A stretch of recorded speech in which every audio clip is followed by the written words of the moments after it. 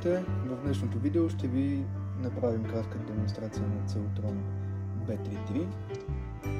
Моделът разполага с 10 канала, като към всеки един канал имате на практика по 2 електроимпулсни пада. Всеки канал може да се използва самостоятелно, също така може да използвате и множество канали едновременно. Реално, с натискането и завъртането на този бутон активирате даден канал и настройвате силата, на която желаете да работи.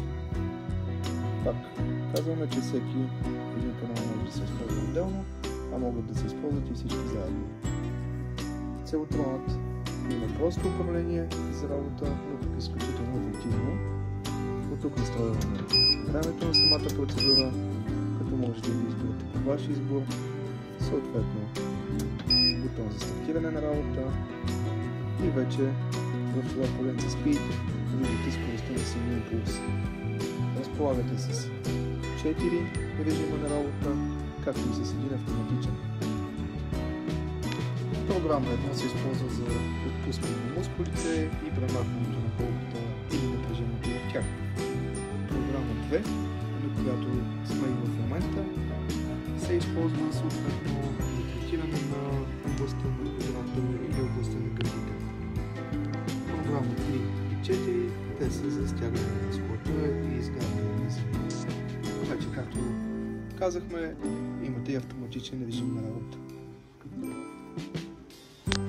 Виждате всеки един от падовете, те са различни по вид, има по-големи, има по-малки, могат да бъдат направени в различни конфигурации, като имаме съвсем малки пачета за по-деликатни зони.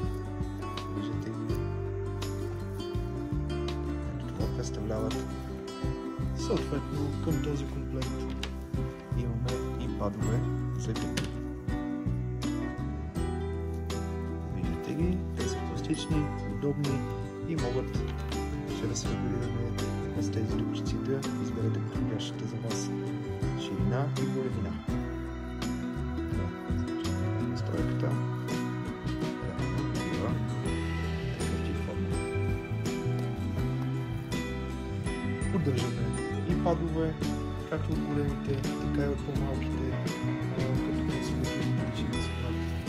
За малките пачета трябва да знаете, че те си вид консуматив, имат определен живот и се изхвърляват, защото портфолиото се крие само за да подгърне.